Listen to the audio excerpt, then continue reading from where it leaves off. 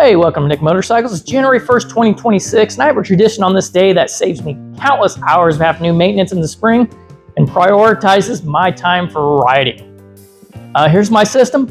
You don't need to be mechanically inclined for it. Just maybe a simple spreadsheet, using a whiteboard to make a to-do list, or a notebook, something in your phone, or some other method you may come up with as well.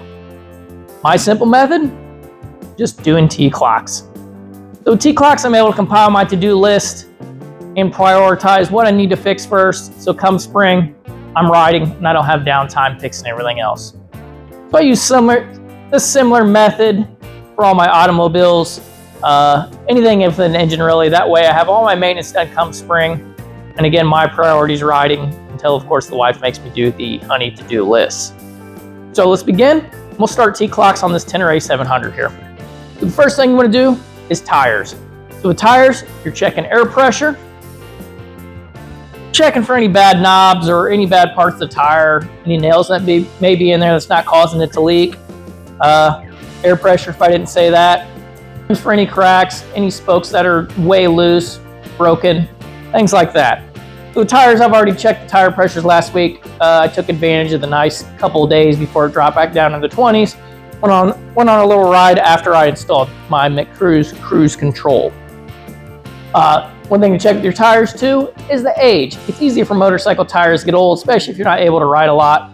I don't tend to keep motorcycle tires more than 4 or 5 years, depending on how the motorcycle is stored, how it's ridden, and whatnot. Motorcycle tires tend to get a little harder faster than automobile tires will. So after tires, I will then move on to my controls. So with controls, we're talking about clutch lever, talking about the brake lever, we're talking about the brake pedal, the shifter, the throttle, making sure it's twisting right back, not getting stuck on anything. Again, I did a T-clocks on this last week when I took it on a quick little test to check my cruise. So no, everything's in working order on this. And we're gonna move on to lights. So this is a good time where you're turning on that ignition if you don't have an odometer that shows the mileage. I'll see my mileage on there. I will go into my spreadsheet and I'm gonna put the first of the year.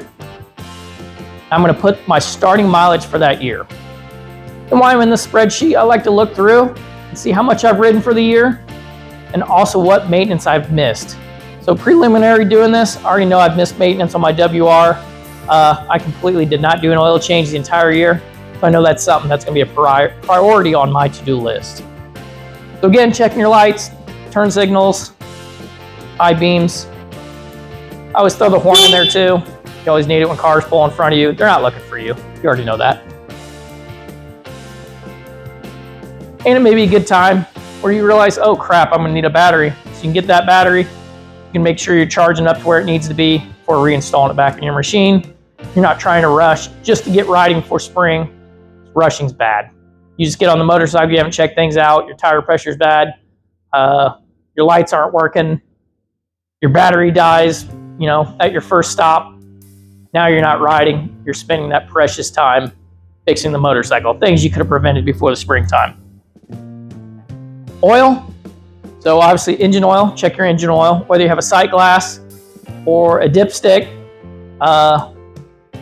You're a BMW owner, maybe oil in the drive shaft, checking that out. So with this, actually, I realized I'm 80 miles due to an oil change, so that's gonna be on my to-do list. In oil, we have chassis. Chassis, I like to check the front forks, make sure I don't have any fork seals leaking, nothing's bent, things of that nature.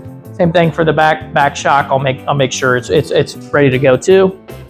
And then stands. So stands, you have a few different types of stands on a motorcycle. Most commonly is a side stand. This one right here. With this, I just make sure the spring's clean, not full of debris, mud, which is pretty common, especially on an adventure bike or a dirt bike. I'll clean that out and I'll lube it. This actually could use a little lube itself, so I'm gonna make sure I put that on my list. Make sure that's ready to go by spring. Same thing with the springs. On my center stand, which is what I like to put this on when I'm working on it and checking everything out on it. Again, I do that. I make my to-do list. I fill that important log out. Again, I use it for my automobiles, my weed whacker, my tractor. I try to keep track of all my maintenance just to see if I'm having wear and tear. So if you felt like this video was helpful for you, just learning about T-clocks, just a simple way, even if you're not mechanically inclined, to make sure your motorcycle is ready to go for the season, or if you may need to take it somewhere to have it maintenance be ready for the season, maybe check and follow my tradition that I do on the first of the year. That way, come riding season, you're not behind the par. Everyone's riding and you're waiting on maintenance to be done, or you're having to do maintenance and whatnot. I know for me, spring becomes busy with kids' sports, motorcycle safety classes, the lawn, and of course the hunting to-do list. Again, if you like this video, please comment and like below, and then also subscribe to the channel. I'd like to see you guys come back and see more useful videos on this, especially as it gets warmer. We actually get out there and do some more riding stuff, post some of my fun trips, my motorcycle camping trips, my glamper towing the motorcycle to camping trips and some of the routes we do there, and things of that nature. Again, thanks for watching my channel. It's Nick Motorcycles. Be safe out there.